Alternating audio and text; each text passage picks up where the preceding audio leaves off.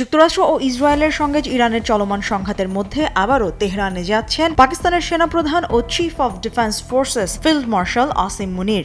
সোমবারের এই সফর চলতি বছরে ইরানে তাঁর তৃতীয় সফর।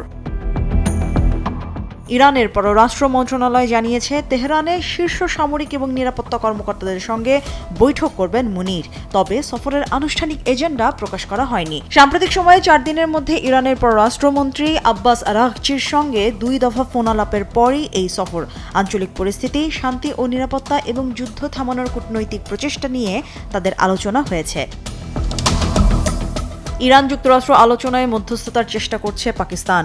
তবে জুনে স্বাক্ষরিত ইসলামাবাদ সমঝোতার 60 দিনের সময়সীমা আগস্টে শেষ হয়েছে, কোনো পক্ষই তা বাড়ায়নি। এর মধ্যে ইরান হরমুজ প্রণালী বন্ধ রেখেছে, আর ওয়াশিংটন প্রস্তুত করছে নতুন দফার কঠোর নিষেধাজ্ঞা।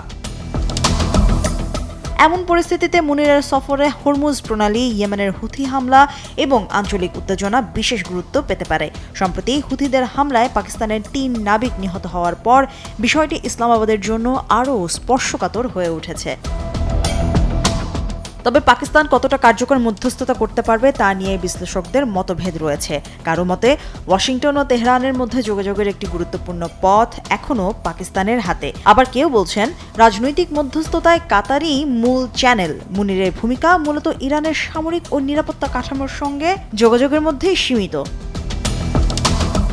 অর্থাৎ তেহরানে মুনিরের এই সফর হয়তো রাতারাতি যুদ্ধ থামাবে না, তবে আলোচনার দরজা পুরোপুরি বন্ধ হয়নি এমন একটি বার্তা দিতে পারে এই সফর। বিশেষ করে হরমুজে উত্তেজনা কমানো এবং ওয়াশিংটন তেহরানকে আবার আলোচনায় ফেরানোর সুযোগ তৈরি হতে পারে ইসলামাবাদের সবচেয়ে বড় লক্ষ্য। মুশরিকা নুজহাত, ডেইলি সান।